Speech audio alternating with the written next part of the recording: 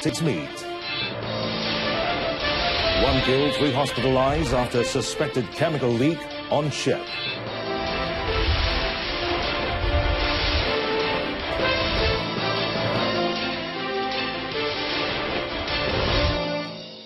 Good afternoon. You're watching News on 2 with me, Mohammed Amin. National diver Cheong Jun Hong claimed a truly stunning win in the women's 10-meter platform individual final at the World Aquatics Championships in Budapest, Hungary. Well, Jun Hong became the nation's first ever diving world champion after chalking 397.5 points to come out tops in a starry final field of 12 participants on Wednesday evening. We're all excited here. Jun Hong, a surprise entry for the individual platform, was ranked 4th after the first 2 dives, but moved to the top spot and never looked back after that. It was an unexpected comeback for Jun Hong, considering she was the 7th ranked diver in the final based on the results from the semi-final stage. Victory was certainly sweet for the 28-year-old from Perak, who had partnered Pandalela Renong to take bronze in the women's 10-meter platform synchro on Sunday. Not only did she win Malaysia's first ever diving gold medal at the World Championships, but Jun Hong beat 2 top Chinese divers, Xia Ji and Rin Jian. Xia Ji, the world champion in 2013 and the Rio Olympics silver medalist, settled for silver with 396 points. Actually, the first few dives, I didn't even see the scoreboard.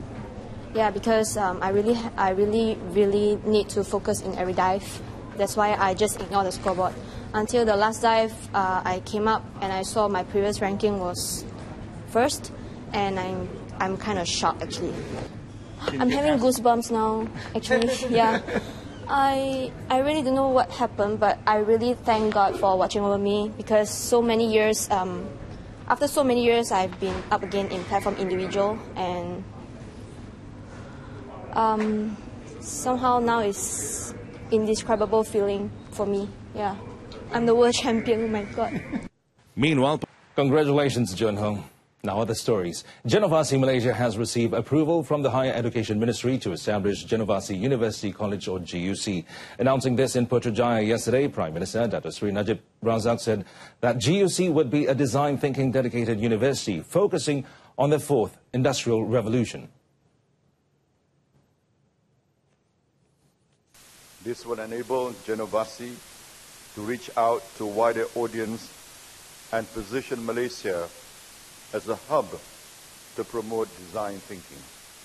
This aligns with other initiatives such as the Design Thinking Association of Malaysia, DTAM, which among others looks to expand Genovasi and design thinking into the ASEAN region. Genovasi, which was launched on August 1st, 2012, aims to have Malaysian youths foster the culture of innovation using the design thinking, DT methodology, as a skill to create community-centric projects, which is the new wave of wealth and solutions to improve public service delivery. Genovasi Malaysia, which is governed under a public-private partnership between the Agensi Inovasi Malaysia, AIM Foundation, and Ancom Berhad, is one of the Hasso Plattner Institute HPI certified design thinking schools in the world. A special committee will be set up with the involvement of Islamic religious councils of each state to empower the Sharia court. Minister in the Prime Minister's Department, Dato Sri Jamal Khael Baharom, said the proposal to form the committee would be tabled to Prime Minister Dato Sri Najib Tun Razak soon. Among the suggestions are to upgrade the Sharia court from a 3-tier system to 5, which comprises a middle court and a high court of appeal, which is also known as the Sharia Appeal Council. The upgrade of the Sharia court will also involve an increase in its staff. Jadi hal yang seperti ini perlu kita mendapat satu pandangan yang lebih luas kelompoknya, mungkin satu jawatankuasa yang sama ada, tak kiralah nama apanya, kaukus ke apa ataupun dinamakan jawatankuasa sebagainya, perlu untuk memperkasakan seluruhnya sekali, bukan hanya satu sudut semata-mata. Dato Sri Jamal Khael told reporters after a 1-hour meeting with Kelantan Menteri Besar Dato Ahmad Yaakob at the Kota Darul Naim complex in Kota Bharu yesterday. Well, a crew member was killed following a chemical leak on board a ship at the Kuala Lingi jetty, and another 3 were rushed to the Alor Gajah Hospital for treatment. The chemical leak at the ship's engine room took place at about 5:30 p.m. yesterday. And 5 men from the Masjid Tanah and Alor Gajah stations rushed to the scene at 5:59 p.m. It was learned that the victim, T. Sathis, 31 from Kuala Selangor, had suffered breathing difficulties while he was working near the engine room. And Sathis, who had only been working for the last 8 days, was said to have fallen unconscious near the engine room of the coastal support vessel. It was also learned that 3 other crew members in their 30s, who were also on board, developed breathing difficulties but managed to escape in time.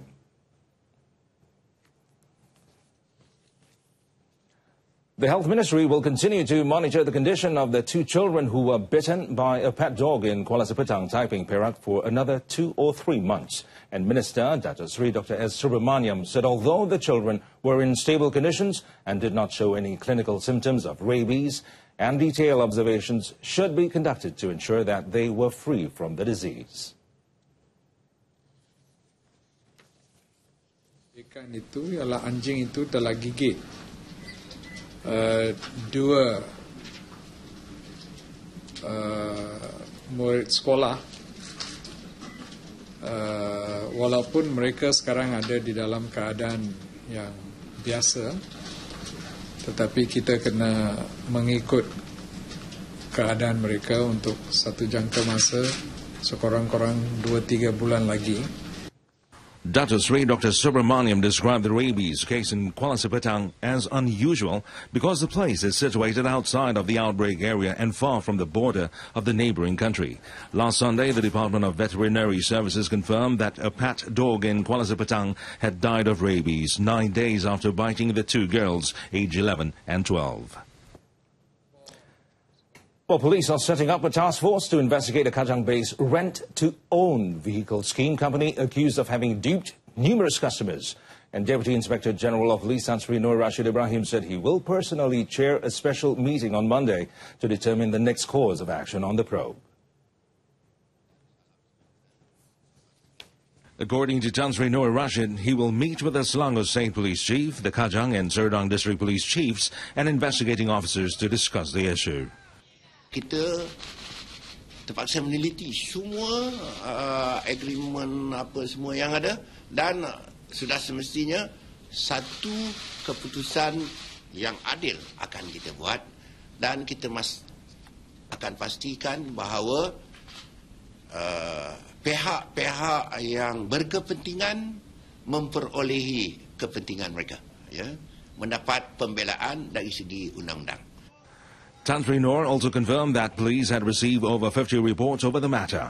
Well, 2 days ago, Inspector General of Police Tan Sri Khalid Abu Bakar denied claims that police were selective in their investigations into the company. Both the Malaysian Muslim Consumers Association, PPIM, and the company are being investigated following numerous reports lodged against them. Last week, a video depicting PPIM members forcing their way into a private warehouse in Kajang to remove 40 cars went viral. Border security and joint border patrols are high on the list of topics to be discussed at the 13th Malindo High-Level Committee, or HLC, conference today. The meeting between the top brass of both countries' armed forces will be held until July 25th. The HLC will also hold a meeting between 3 committees to discuss various aspects regarding joint border issues. The first is the Social and Economic Committee, called SOSEC, which is to discuss the development of areas along the country's borders.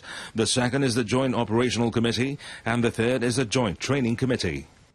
Dan HLC ini besok kita harap dapat memperincikan bagaimanakah dapat kaedah-kaedah yang dapat kita lakukan untuk memperkemaskan keselamatan di sepadan bersama, sama ada dia darat, dia laut atau udara.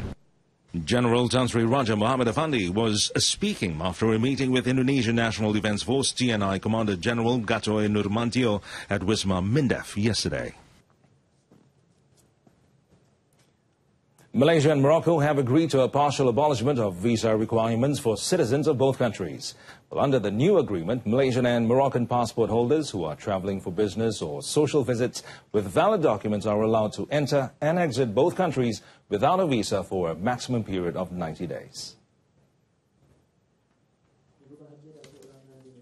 The agreement was signed by Foreign Ministry Secretary General Dato' Ramlan Ibrahim and the Moroccan Ambassador to Malaysia, Muhammad Reda bin Khaldun, in Putrajaya yesterday. The visa waiver is also applicable to transit passengers travelling through both countries. The agreement is expected to further enhance bilateral relations between the two countries.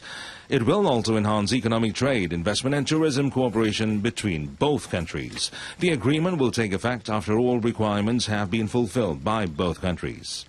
Currently, despite having the visa requirement, we have a total of about 3,600 Malaysians traveling to Morocco.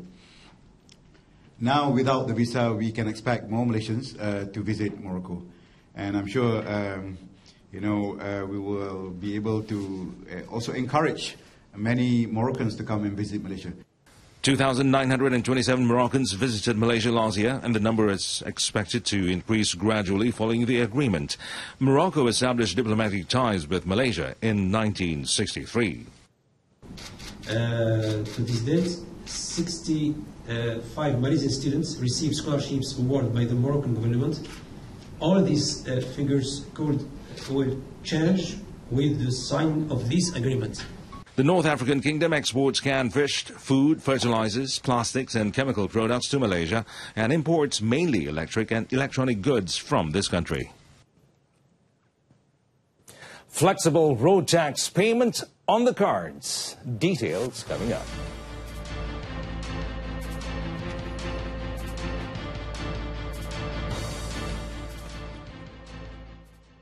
The government would have to consider several factors, including the viability factor, before deciding to implement the Mass Rapid Transit MRT project in other states of the country.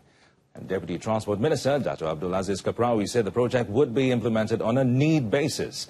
Dato' Abdul Aziz described rail as the future of transportation in Malaysia, adding that the country has made a drastic transformation by introducing, among others, the East Coast Rail Link, or ECRL, and the High Speed Rail HSR projects. Prime Minister Dato' Sri Najib Razak, when launching the new MRT line, said passengers would be able to enjoy 50% discount until August 31st. Malaysia's first MRT, the 51-kilometre SBK line, opened for the public on Monday, and with the launch, 19 stations will commence operations under Phase 2 of the line, fully complementing the entire 31 stations of the SBK line. The government is studying options of allowing flexible road tax payments for motorists, and according to Transport Minister Dato' Sri Liao Tiong Lai, this is in line with the insurance de-tarification which came into effect since July 1st. Dato' Sri Liao said the move was targeted to benefit road users based on their vehicle conditions, mileage and traffic offences demerits. The system is part of the government's initiatives to award incentives to prudent drivers by reducing road tax charge. Menggunakan flexible insurance payment, katakan kalau you punya driver records is very good, you tak ada accident for the last 1 year, your insurance premium berkurang. You boleh bayar lebih, orang kata, ada better rate dengan harga lebih rendah. Dato' Sri Liao told reporters after attending the signing ceremony of a collaboration between Atilze Digital Sendirian Berhad and U Mobile Sendirian Berhad in Putrajaya yesterday. Dato' Sri Liao described the collaboration as a timely response to address the challenges on road safety that Malaysia is currently facing. Angkatan Koperasi Kebangsaan Malaysia Berhad, Angkasa, is collaborating with Zidig Cellular Communications Sendirian Berhad to establish the foundation in the Enhance Malaysia International Internet Gateway, or EMIIG. And according to Angkasa President Dato' Abdul Fattah Abdullah, the cooperatives through this collaboration will be able to invest in the government's 5 billion ringgit initiative. The EMIIG project involves the laying of 10 terabyte undersea fiber optic cables with a capacity of 300,000 gigabyte. It is the world's largest and fastest network in the world to deliver a higher quality and faster internet connection nationwide. dalam konteks ini Angkasa melihat ini adalah satu peluang yang boleh dimanfaatkan untuk memberikan manfaat pada bukan saja Angkasa tetapi gerakan koperasi yang bersama-sama dengan Angkasa yang sekarang ini ada 13,000 lebih gerakan koperasi yang ada di Malaysia. The EMIIG project, scheduled to be ready for service in 2018, will directly connect the undersea cables to 5 landing stations located in Bintulu, Kota Belud, Pengerang, Kota Baru and Batu Kawan. The Perlis branch of Federal Agricultural Marketing Authority of Pharma is offering 300,000 ringgit in funds this year to help young entrepreneurs start and grow their businesses under the Young Agropreneur program. Now, its director, Shahrizan Suleiman, says Perlis Pharma also encourages mobile business entrepreneurs, such as food truck entrepreneurs, to take advantage of these financing facilities. Now, the Young Agropreneur financing is open to graduates and non-graduates aged 40 and below, and covering the agricultural sector and agro-based industries such as food, production, crops, livestock, fisheries and marketing. Young people's involvement in the sector is still low despite the various loan facilities and aid being provided, including in terms of business equipment, machines and raw materials. Well, last year alone, 25 young entrepreneurs had utilized a total of 200,000 ringgit to start and expand their food truck business. Successful applicants will be given training, and those interested can apply by calling 04976 1513.